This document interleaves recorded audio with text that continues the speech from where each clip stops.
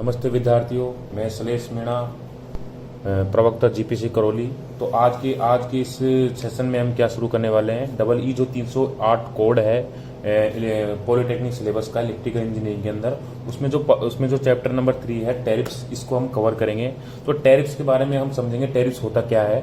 तो टैरिफ्स से हमारा मतलब ये है कि टैरिफ्स जो हमारी इलेक्ट्रिकल जो कंपनियां होती हैं, जो इलेक्ट्रिकल कंपनियां जैसे कि गवर्नमेंट पीएसयूज भी होती हैं और फिर कुछ प्राइवेट कंपनियां भी होती हैं जो कि ट्रांसमिशन जनरेशन में और डिस्ट्रीब्यूशन में इन्वॉल्व होती हैं। तो वो जो अपनी कॉस्ट जो उन्होंने फिक्स्ड कॉस्ट में इन्वेस्टमेंट किया है या फिर उनकी जो वर्किंग कैपिटल है, मतलब जो मजदूर वगैरह काम कर रहे हैं उसकी ईंधन की कॉस्ट है, तो उस कॉस्ट को वसूलने के लिए वो कंज्यूमर्स पे कुछ चार्ज लेती हैं और उससे अपना मनी वसूल करती हैं ताकि वो उनकी जो डे टू डे एक्सपेंस है और जो उनका प्रॉफिट है वो मेंटेन रहे। तो इस प्रकार टैरिफ्स क्या है कि कुछ उन पे चार्जेस करने के कुछ तरीके होते हैं कंज्यूमर्स पर इलेक्ट्रिसिटी जनरेटिंग कंपनियों द्वारा। ठीक है, तो वैसे हम इसकी सिंपल में इसकी डेफिनेशन देखें तो डेफिनेशन में भी यही बताते हैं कि the tariff is the method of charging, मतलब चार्ज वसूलने का जो तरीका है इलेक्ट्रिकल पावर को कंज्यूम करने के लिए। जो कंज्यूमर ने इलेक्ट्रिकल पावर को कंज्यूम करी है तो उस कंज्यूम करने के लिए जो उस पर चार्जेस लिए जाते हैं, उन चार्जेस को जो लेने का तरीका है वो डिफरेंट होता है। तो कई प्रकार के टाइप्स होते हैं टैरिफ्स के, तो हम उन जो मेथड्स हैं उन मेथड्स को हम टैरिफ बोलते हैं। ठीक है, और ये जो टैरिफ्स हैं वो कई प्रकार के पाए जाते हैं, वो डिपेंड करता है कई चीजों पर। ठीक है, कई फैक्टर्स पे डिपेंड करता है। और इस टैरिफ्स की विशेषता ये होती है कि टैरिफ्स जो कवर करती है वो कॉस्ट कवर करती है, जो प्रोड्यूसिंग जो इलेक्ट्रिकल आप एनर्जी को आप प्रोड्यूस कर रहे हो ट्रांसमिशन के लिए, और सप्लाई जो डिस्ट्रीब्यूशन में आप उसके मीटरिंग वगैरह कर रहे हो या फिर जो भी काम आप उनको फैसिलिटीज दे रहे हो, तो उनके लिए जो चार्जेस लिए जाते हैं वो सब इसके अंदर इन्वॉल्व होते हैं। ठीक है, तो टैरिफ्स क्या है, एक रेट है जिसपे हम कंज्यूमर्स पर चार्जेस को वसूल रहे हैं। ठीक है, तो अब कुछ फैक्टर्स होते हैं जिन पे डिपेंड करता है कि टैरिफ्स का लेने का जो तरीका है। वैसे तो तरीके तो काफी तरीके होते हैं डिफरेंट कंज्यूमर्स के लिए। हमारे मार्केट में कई प्रकार के टैरिफ्स उपलब्ध हैं, तो हम कुछ सिंपल टैरिफ्स के बारे में समझेंगे और उनके टाइप्स के बारे में समझेंगे तो इस चैप्टर के अंदर। तो सबसे पहले हमको एक चीज समझने की जरूरत पड़ेगी कि कौन कौन से वो फैक्टर्स हैं जिन पे डिपेंड करता है कि इलेक्ट्रिकल टैरिफ किस प्रकार का लगाया जाएगा। ठीक है, तो जैसे कि फैक्टर्स हम देखेंगे। फैक्टर मतलब जो इसके जो कारण है इलेक्ट्रिकल टैरिफ्स के डिफरेंट तरीके के, तो फैक्टर्स में सबसे पहला कारण होता है हमारा टाइप्स ऑफ लोड। ठीक है, तो ये जनरल हमें अंडरस्टैंडिंग के लिए हम इस चीज को समझेंगे फैक्टर्स क्या हैं, तो उसके बाद फिर हम इनके डिफरेंट टाइप्स को देख लेंगे। ठीक है, तो सबसे पहले हम देखते हैं टाइप्स ऑफ लोड्स। जैसे कि हमारे पास कई प्रकार के लोड पाए जाते हैं, जैसे कि लोड्स में हो गया इरिगेशन लोड हो गया, जिसमें कि एग्रीकल्चर के लिए जो भी हम पंप वगैरह के लिए हम उनको इलेक्ट्रिक सप्लाई देते हैं, इलेक्ट्रिकल इरिगेशन में काम आते हैं, तो एक उनको इरिगेशन लोड बोलते हैं। और कुछ लोड्स होते हैं जैसे कि हम घरों में काम लेते हैं, रेजिडेंशियल लोड्स होते हैं। और कुछ जो हमें औद्योगिक क्षेत्रों में जो बड़ी बड़ी मशीनें हम चला रहे हैं, कोई भी हम वहाँ पे लाइटनिंग वगैरह जो भी काम कर रहे हैं, तो उसकी जो एनर्जी की जरूरत पड़ रही है तो हम उसको इंडस्ट्रियल लोड्स के अंदर बोलेंगे। और कुछ लोड्स ऐसे होते हैं जैसे कि हमने शॉपिंग मॉल्स वगैरह हो गए, तो उनके अंदर शॉपिंग मॉल्स या फिर दुकानें व शॉप्स वगैरह हो गई, तो उस प्रकार के लोड्स को हम कमर्शियल लोड्स बोलेंगे। ठीक है, तो डिफरेंट टाइप्स के लोड होते हैं और डिफरेंट टाइप्स के लोड्स की भी एक अपनी विशेषता होती है। ठीक है, कि इनसे हम पता लगा सकते हैं कि लोड किस टाइप का है और उसमें किस प्रकार से इसके अंदर वेरिएशन आ सकते हैं। ठीक है, तो अब इसके अंदर टाइप्स पे कैसे फर्क पड़ता है टैरिफ्स के ऊपर। तो सबसे पहले फर्क तो ये पड़ता है कि हम इरिगेशन जो पर्पज है उसके अंदर जो इलेक्ट्रिकल जो एनर्जी सप्लाई दे रहे हैं उसका पैसा हम कम वसूलते हैं, जबकि इंडस्ट्रीज के अंदर या फिर कोई सर्विस सेक्टर के अंदर या कमर्शियल लोड्स के अंदर हम उसका पैसा ज्यादा वसूलते हैं, कंपनियां ज्यादा पैसा वसूलती हैं। क्यों? क्योंकि फार्मर है वो उसको अफोर्ड नहीं कर पाता है, ठीक है, क्या ज़्यादा चार्जेस को अफोर्ड नहीं कर पाता है। और दूसरा कारण ये है कि मतलब गवर्नमेंट की तरफ से भी कुछ सब्सिडीज दी जाती हैं फार्मर्स को, ताकि वो मतलब ज़्यादा इलेक्ट्रिसिटी का उत्पादन करके इरिगेशन अपने आसानी से कर पाए और ज़्यादा बेनिफिट में वो रहे, ठीक है, ताकि वो अपना हमारा वो प्राइमरी जो प्रोडक्शन है वो ना रुके, ठीक है। तो प्राइमरी प्रोडक्शन ना रुके तो इसलिए हम उसको सस्ते में देते हैं। और जैसे जैसे कि गवर्नमेंट जिस टाइप के लोड्स को, जिस टाइप की इंडस्ट्रीज वगैरह को, अगर मान लो इंडस्ट्रीज वगैरह को गवर्नमेंट चाहती है कि इसको ज़्यादा इंसेंटिवाइज किया जाए, लोगों को ज़्यादा इन्वॉल्वमेंट किया जाए इंडस्ट्रीज लगाने के लिए, तो गवर्नमेंट उसके कम पैसे वसूलेगी, ताकि ज़्यादा से ज़्यादा लोग इंडस्ट्रीज डेवलप करेंगे, ज़्यादा लोगों को रोजगार मिलेगा। तो गवर्नमेंट की पॉलिसी पे डिपेंड करता है कि वो किस प्रकार उन पे चार्जेस ले रही है और किस प्रकार सब्सिडीज उनको प्रदान कर रही है, ठीक है। तो कंपनियां तो डिफरेंट टाइप्स के लोड्स पे डिफरेंट टाइप्स के टैरिफ्स वसूलती हैं और उनको लेने का तरीका भी एक अलग होता है, ठीक है। अब दूसरी जो चीज आती है वो है मैक्सिमम डिमांड। इस मैक्सिमम डिमांड का भी हमारे टैरिफ्स का जो लेने का जो तरीका है, जो पैसा वसूलने का तरीका, उस पर भी काफी फर्क पड़ता है। मैक्सिमम डिमांड, सॉरी, अभी मैक्सिमम डिमांड क्या होता है कि जैसे कि मान लीजिए कोई लोड है, कोई इंडस्ट्रीज वगैरह को हम लोड दे रहे हैं या फिर किसी रेजिडेंशियल को लोड दे रहे हैं, तो उस पूरे दिन के टाइम पे या फिर किसी टाइम पे उसका मैक्सिमम कितनी कहाँ तक उसकी डिमांड आ सकती है, हम उसे नोट कर लेते हैं, ठीक है। हम उसे नोट कर लेते हैं और फिर उसी के अनुसार हम उसको हम ये ध्यान में रखना पड़ता है कंपनियों को कि हमें इतना लोड हमें देना ही देना है, ताकि ये मैक्सिमम डिमांड का कोई टाइम फिक्स नहीं होता, ये कभी भी आ सकती है, कभी भी इतनी डिमांड बन सकती है।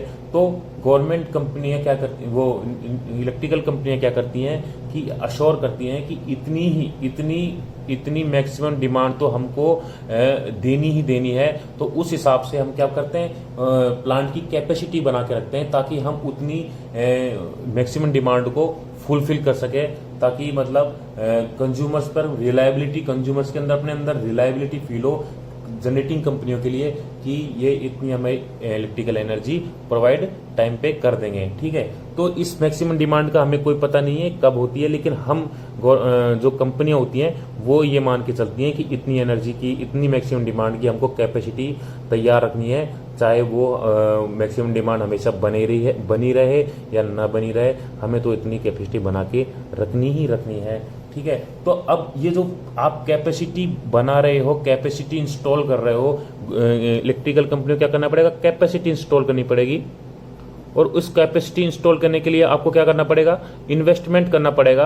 और इन्वेस्टमेंट के अंदर आपको जो फिक्स्ड चार्जेस, फिक्स्ड कॉस्ट आएगी, उस कॉस्ट को भी गवर्नमेंट का वो क्या कहते हैं, कंपनी को क्या, उसको भी वसूलना होता है, ठीक है। तो उसको भी वसूलना उनके लिए बहुत ही ज्यादा जरूरी होता है। अदरवाइज ये क्या है कि हम नुकसान में जा सकते हैं। ये कोई गवर्नमेंट कंपनी है, फिर प्राइवेट कंपनी है, जो भी कंपनी है वो नुकसान में चली जा सकती है। इसलिए क्या करना चाहिए, हमें ये बात भी ध्यान में रखना चाहिए कि जो उसकी फुल कैपेसिटी है उसको हम यूटिलाइज कर सकें, ठीक है। तो उसको यूटिलाइज हम तब कर सकेंगे जब हमारे पास जो मैक्सिमम डिमांड है और एवरेज डिमांड है उसमें कम से कम अंतर हो। मतलब जैसे कि हम बोलते हैं लोड फैक्टर, एक फैक्टर होता है लोड फैक्टर का मान होता है average demand upon maximum demand.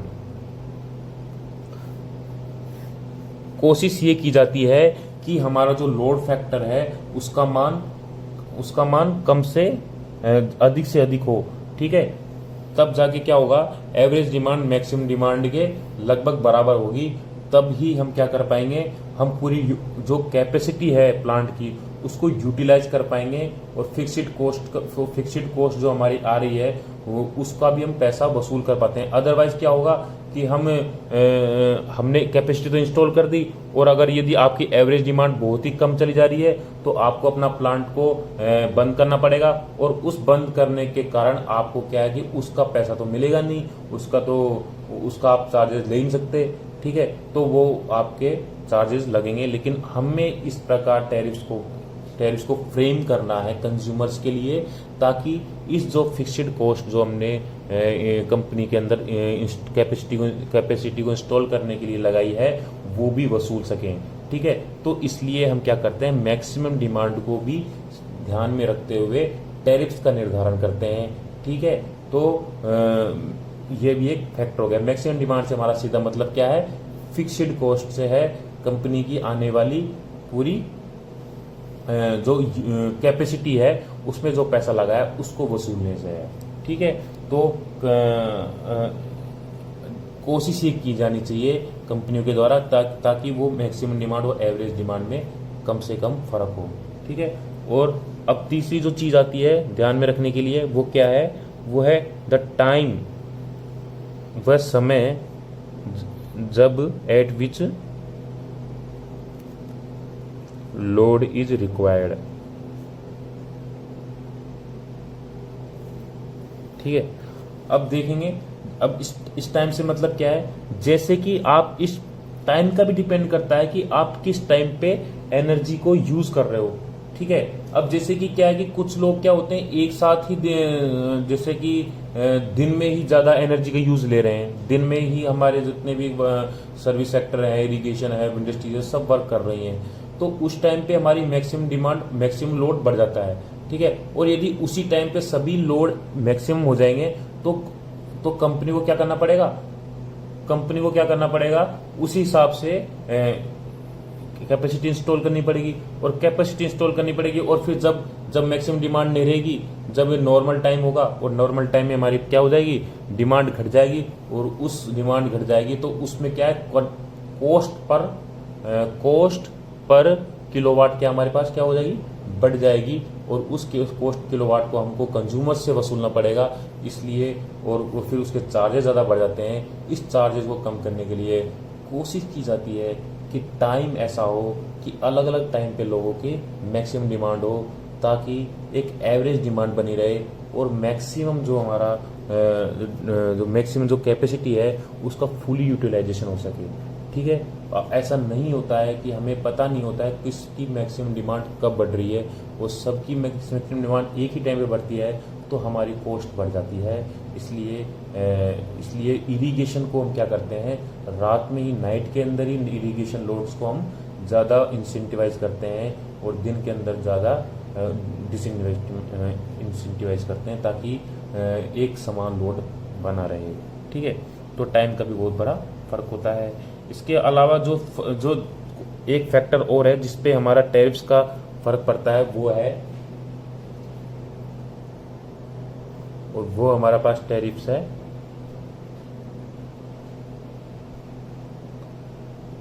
वो हमारे पास है पावर फैक्टर।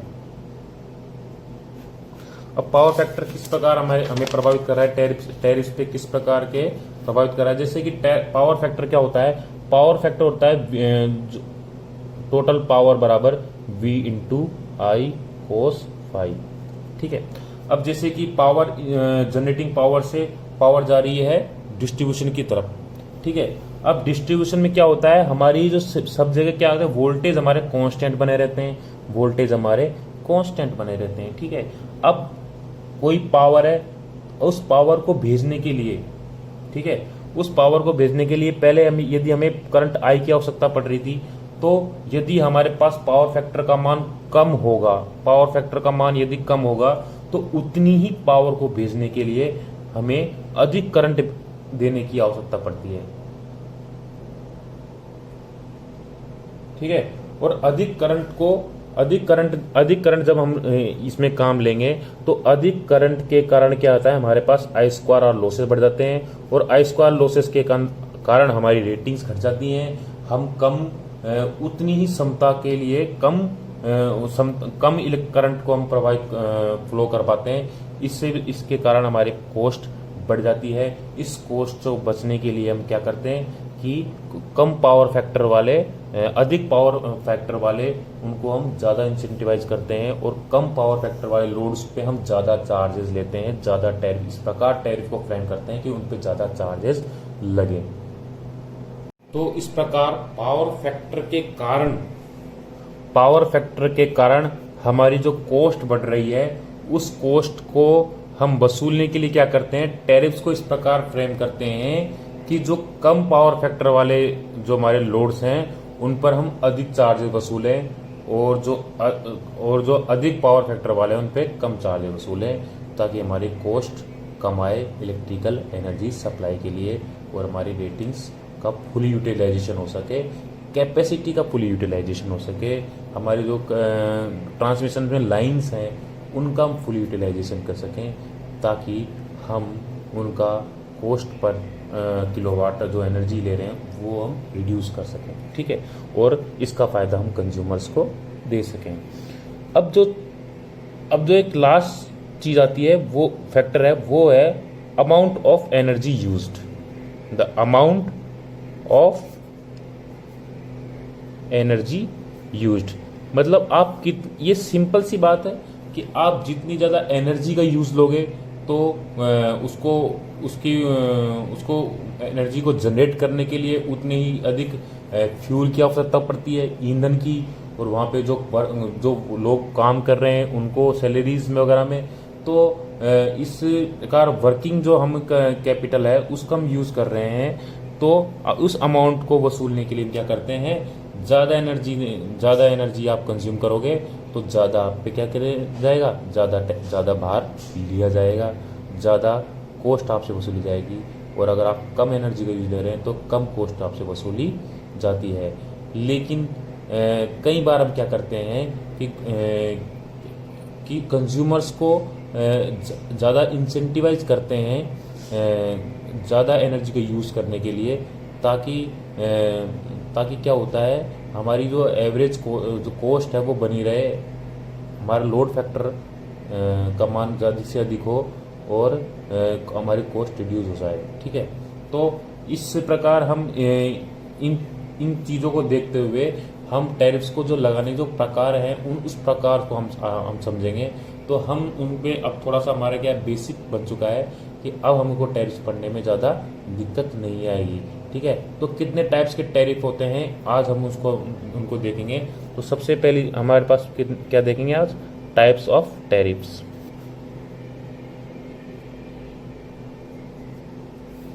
तो टाइप्स ऑफ टैरिफ्स की जब बात आती है तो सबसे पहला टाइप्स होता है हमारे पास, वो है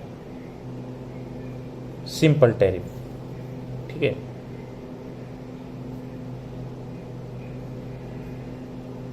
दूसरा है flat rate tariff, flat demand rate tariffs. तीसरा है स्ट्रेट